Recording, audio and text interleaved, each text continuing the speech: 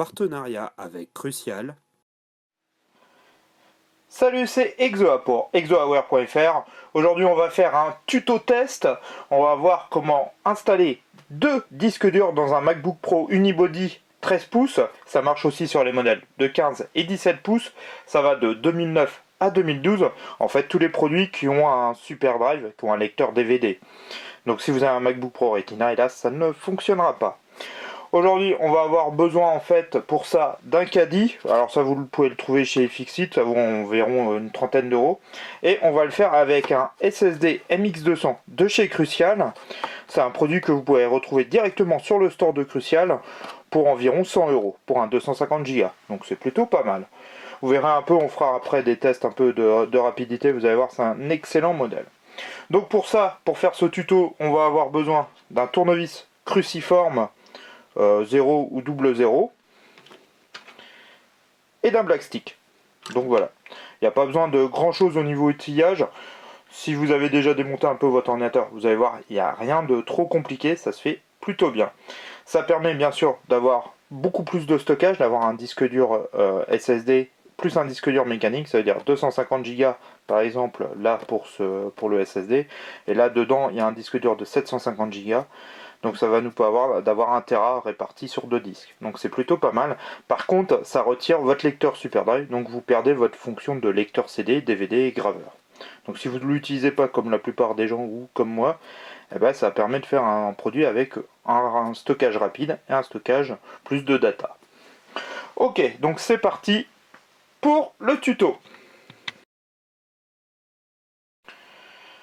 Alors comme je vous disais dans l'introduction, pour ce tuto, on a juste besoin d'un cruciforme 0 double 0 et d'un black stick. Bien sûr, d'un SSD et d'un caddie. Donc, on retire les 10 vis du MacBook. Donc, faites attention, toutes celles-là, c'est des petites. Il y a juste 3 en haut qui sont plus longues. Donc, rien de bien compliqué. Donc là, il est en configuration d'origine avec un disque dur dedans. Vous allez voir un peu les différents réglages qu'on peut faire avec. Bon, bien sûr, quand vous installez un deuxième disque, bien sûr, vous n'avez plus de SuperDrive. Donc, c'est pas très très gênant maintenant. Donc voilà, vous voyez, là, il y a une grande vis, là aussi, et là aussi. Le reste, c'est que des petites vis. Donc, vous voyez, rien de bien compliqué. Donc, vous les mettez à côté, vous faites attention. Et il n'y a pas de souci. C'est vrai que ces machines-là, si vous avez une machine, un MacBook Pro Unibody de ce type-là, c'est vraiment très agréable. Ils sont vraiment très très bien faits. Donc voilà, j'avais déjà mis à l'époque, je vous avais déjà fait un tuto pour comment remplacer le disque dur par un SSD. Aujourd'hui, on va faire en fait installer ce disque dur dans ce caddie et installer un SSD à la place du disque dur. Donc là c'est un modèle de 2011, sur les 2012 c'est un peu différent, la nappe est un peu différente. Sur les 15 pouces et 17 pouces, vous vous doutez bien que c'est plus grand, mais ça reste quasiment la même chose. On retrouve notre batterie, je vous conseillerais toujours de retirer et de débrancher la batterie. Après vous faites comme vous voulez, c'est pas obligatoire.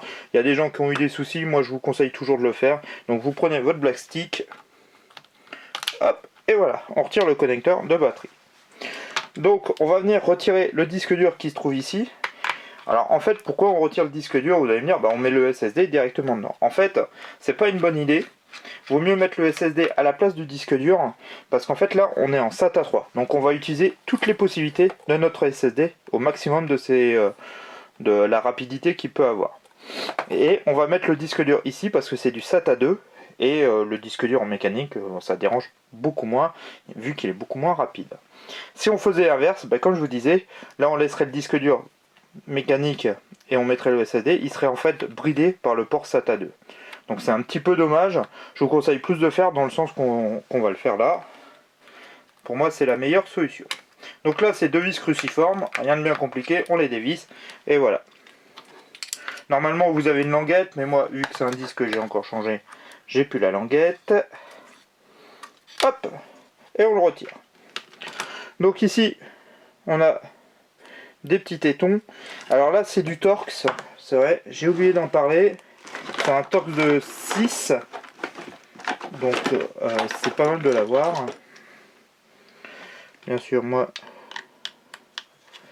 voilà.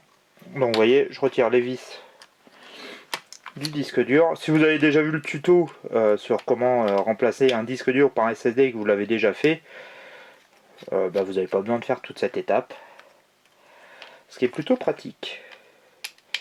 Donc voilà.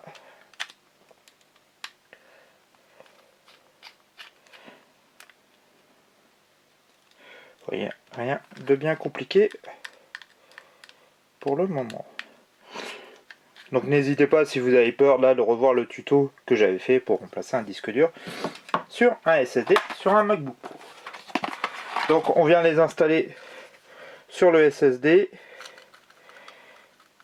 Voilà, donc j'ai défait d'un côté, j'en monte de l'autre. Je passe rapidement, si vraiment vous voulez revoir bien, n'hésitez pas, comme je vous disais, à revoir le tuto. Donc là, on va monter le MX200 de chez Crucial en 250 Go.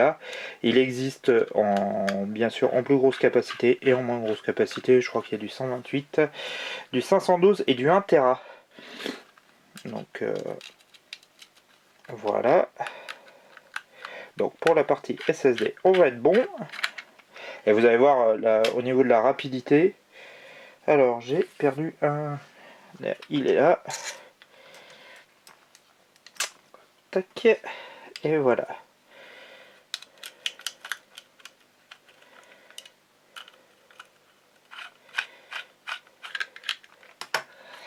Donc on remonte comme ceci. Tac. Et voilà. Donc là, on est bon. Hop, on revisse. Et là, on a remplacé le disque dur par le SSD. Il ne nous reste plus qu'à monter le disque dur dans le SuperDrive. Donc je vais placer la caméra pour que vous voyez bien les vis parce qu'elles sont vraiment bien cachées. Et je reviens tout de suite. Donc nous revoilà. Donc on va retirer deux nappes. Vous voyez, celle qui est ici, celle qui va en fait à la carte AirPort. Et celle qui est ici, c'est celle du SuperDrive. Donc avec le plastique, hop, on donne un petit coup de levier. Vous voyez, ça se retire assez facilement. On va venir retirer, il y a une vis ici et deux vis qui se trouvent ici.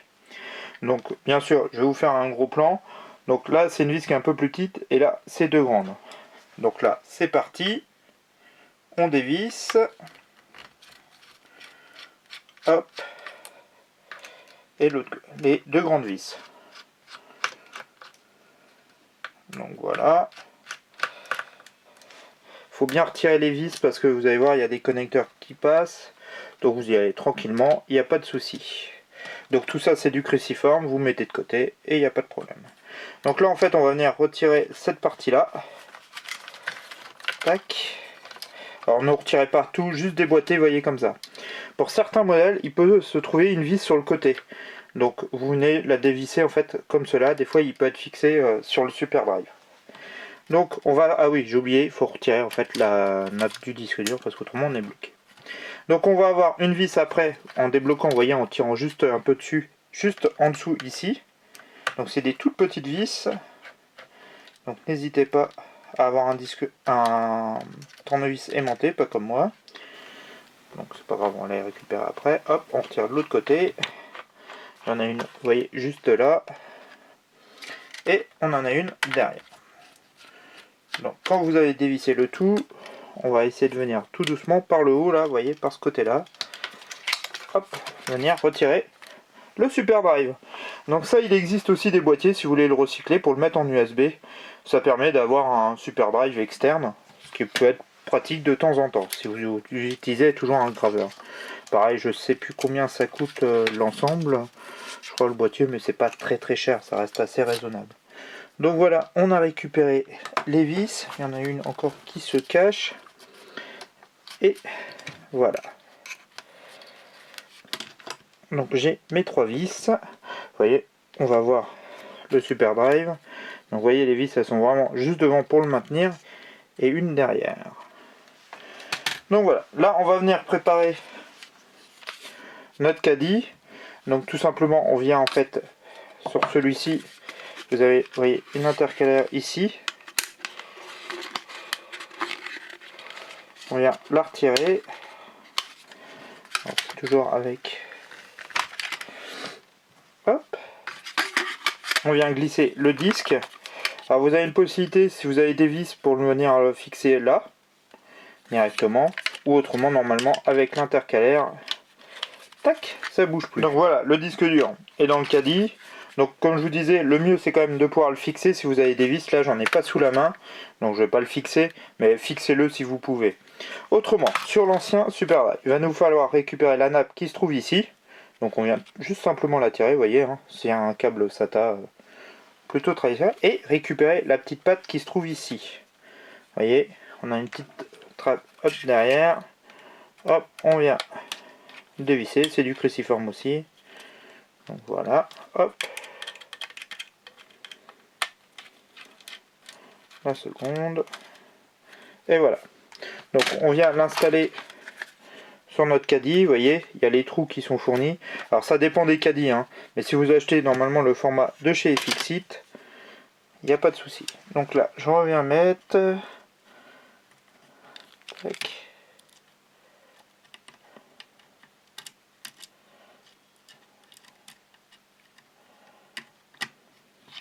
Voilà. Bon voilà, j'ai remonté, vous voyez, on met les deux vis de chaque côté pour pouvoir mettre la fixation là. Tout dépend de votre caddie, ils sont tous différents. Il y en a où il faudra mettre 4 vis ici, vous n'aurez pas les mêmes encoches, mais mettez vraiment comme vous pouvez le maximum de fixation. Donc là on va passer sur la partie qui peut être la plus compliquée. Donc si vous avez un modèle de 2009, normalement vous n'avez pas de cette partie là, c'est un petit peu plus simple, mais à partir de modèle 2010-2011, eh ben, on a cette partie avec la carte AirPort. Donc vous voyez, on vient essayer de glisser tout l'ensemble. Bien sûr, j'ai plus la carte, j'ai oublié de la remettre. Donc voilà, je l'avais défait pour l'ensemble. Donc voilà, le but là, ça va être d'essayer de mettre tout ça ensemble et de repositionner tout ça correctement. N'essayez pas de forcer, n'essayez pas de mettre.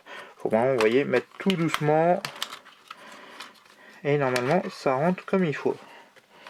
Donc là, pareil, vous voyez, j'ai un câble qui est coincé ici. Donc voilà, avec le black stick, vous voyez, je vais essayer de le passer. N'hésitez pas des fois à débrancher certains câbles, c'est pas beaucoup. Donc ça c'est le câble audio qui est là. Vous voyez, il est coincé. Hop, je vais le défaire, ça va être plus simple.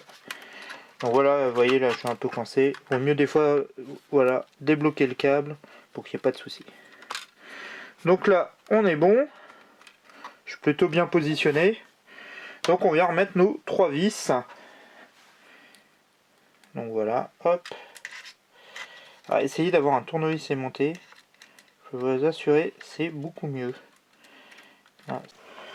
Bon voilà, j'ai changé de tournevis, j'ai pris un tournevis aimanté. Prenez vraiment un tournevis hein, où la vis tient, il n'y a pas de souci. Ce sera plus facile pour vous. Vous voyez là, moi j'ai essayé, j'y arrivais pas. Donc n'hésitez pas à utiliser un tournevis aimanté. Donc je finis de fixer mon ensemble. Tac. Donc il faut vraiment que tout, vous voyez, rentre bien. Voilà. Donc je vérifie que tout est bon. Donc on vient remettre, faites attention, la platine, vous voyez, elle vient bien se glisser en dessous. Il y a un petit trait, voilà. Hop. Et elle s'appuie comme ceci. Voilà, on va remettre les vis. Donc là, il y a la partie, vous voyez, avec la partie de scotch. Donc ça se met comme ceci. Hop, la grande vis. Donc voilà. Tac. L'autre partie, il y a une partie, alors on va la voir, je le ferai un gros plan. Il y a une partie avec un câble métallique. Donc pareil, n'hésitez pas, il faut tout vraiment remettre comme il faut. C'est mieux pour votre ordinateur. Donc ça c'est toujours, il part toujours, je sais pas pourquoi, en dessous. Donc n'hésitez pas à essayer de le glisser comme il faut. Voilà. Tac. Et voilà, on finit de le revisser. Voilà, n'hésitez pas à bien repasser les câbles hein, comme il faut. La dernière, la plus petite vis, hein, celle qui est là, composée on positionne ici. Donc voilà. Donc là, on vient mettre nos nappes. Donc là, notre nappe pour la carte Wi-Fi, l'AirPort. La nappe maintenant pour le disque dur. Et là, notre nappe pour le SSD. Donc voilà, on positionne bien. Je remets ma nappe aussi pour le Black Stick. Le voilà. Pour l'audio.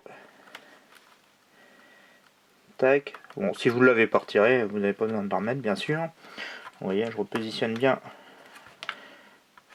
le câble. Voilà. Donc là, je vérifie que tout est bien branché. N'oubliez pas de remettre votre câble de batterie. Et voilà. Donc là, on a fini l'installation. On a mis notre SSD et notre disque dur.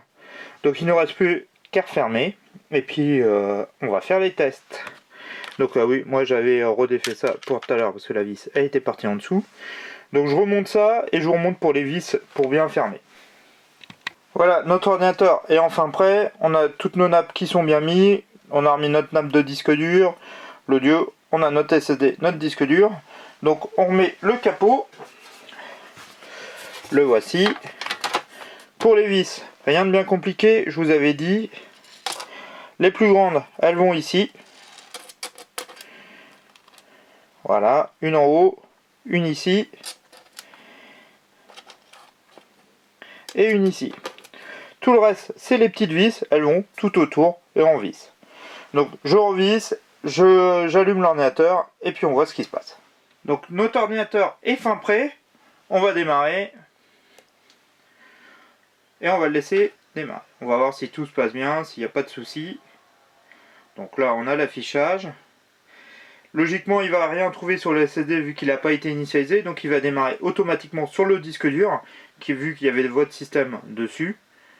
Donc on le laisse tranquillement. Vous voyez, on a la pomme. Donc là il va démarrer sur l'ancien système qui était sur le disque dur. Donc on va avoir plusieurs choix possibles, où on va bien sûr on va faire ce qu'on appelle une installation propre. On va initialiser le SSD et puis on va venir installer un système directement dessus en faisant une clé avec le système. Ça, je vous avais toujours dit que je ferai un tuto là-dessus, je vous le ferai, promis, il faut vraiment que je le fasse. Comment installer en fait macOS quand il n'y a plus rien sur votre disque dur. Avec une sauvegarde Time Machine, il y a plusieurs possibilités. Donc là, on démarre sur notre ancien disque dur. Donc voilà, on est sous macOS. Donc vous voyez, il nous dit que le disque n'est pas initialisé. Donc on lui dit, ok, on va l'initialiser. Si vous n'avez pas l'indicateur pour initialiser votre disque, vous allez dedans, hop, autre, et bien sûr, utilitaire de disque, qui se trouve juste ici. Hop là. Donc voilà, on lance notre utilitaire de disque. Donc vous voyez, on trouve bien notre disque dur, Macintosh HD, c'était un ancien disque dur, j'avais un bootcamp, vous voyez, dessus. Et on voit bien notre SSD Crucial. Donc il n'est pas du tout initialisé, pour le faire, on va aller dans Partitionner.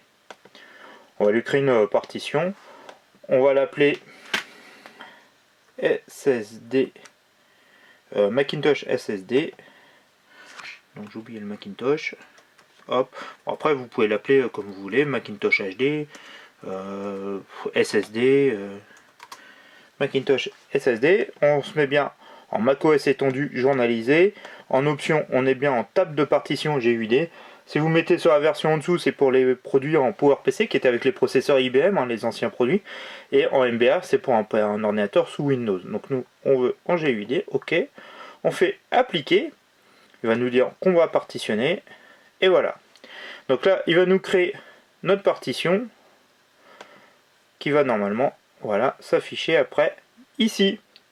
Et là, notre SSD est initialisé. Il ne nous reste plus à installer le système, alors, ou avec la partition de restauration qui était sur le disque dur, ou avec une clé, ou les différentes versions. Donc c'est vraiment, vous voyez, assez simple à faire.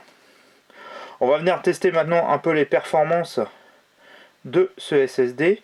Je vais le faire avec Speed Test, avec lequel je vous fais souvent les tests pour les SSD. Donc je vais choisir le SSD, hop, Select Target Drive. Donc je prends bien mon Macintosh SSD, hop, choisir. Donc on laisse sur le fichier 5 Go normalement, et c'est parti pour le test. Donc là, vous voyez, en écriture, on est à 438 mégabits par seconde, ce qui est vraiment pas mal. Et en lecture, on est à 504 mégabits par seconde. Donc vous voyez, vraiment, il est super performant. C'est vraiment un excellent SSD, n'hésitez pas, hein. Souvent je vous conseille les produits de chez Crucial, c'est vraiment de très très bons produits. Et vous voyez, il a des performances quand même spectaculaires. C'est un moyen vraiment de donner un second souffle, hein. Je vous le dis souvent, de mettre un SSD, de changer votre mémoire RAM, mais de donner vraiment un second souffle à votre produit. Et là, ça vous permet d'avoir le stockage et la rapidité d'un SSD pour mettre votre système et quelques applications lourdes, des jeux ou des applications de montage photo ou vidéo, ou diverses, Office, ce que vous avez besoin, et de garder un disque dur de data avec 750 Go, 1 Tera ou même 500 Go de disque dur pour pouvoir stocker vos photos, vos vidéos et tous les différents stockages que vous pouvez avoir besoin. Donc c'est un moyen de faire un peu d'économie parce qu'un SSD, vous voyez, de 250 Go très performant chez Crucial, le MX200, c'est vraiment le haut de gamme de chez eux. Eh ben, on est à 100 euros. Un caddie, on est à une trentaine d'euros environ. Vous en trouvez à différents prix. Voilà, donc vous voyez, pour un petit peu de sous, on peut avoir énormément de stockage, une machine très performante. Donc c'est vraiment, je peux que vous conseiller de faire ce type d'installation. Donc n'hésitez pas, hein, si vous avez des questions, à me les poser. Je voulais remercier bien sûr Crucial qui m'a permis de réaliser ce tutoriel avec leur SSD. Vraiment un grand big up à eux. Et puis je vous remercie parce que vous êtes toujours de plus en plus à me suivre. Ça me fait super plaisir. N'hésitez pas à laisser vos messages. Des fois je mets un petit peu de temps. Mais bon, en général j'essaie toujours d'y répondre. Donc n'hésitez pas à laisser des messages. Et puis je vous dis à très très vite sur exoaware.fr. Allez, ciao!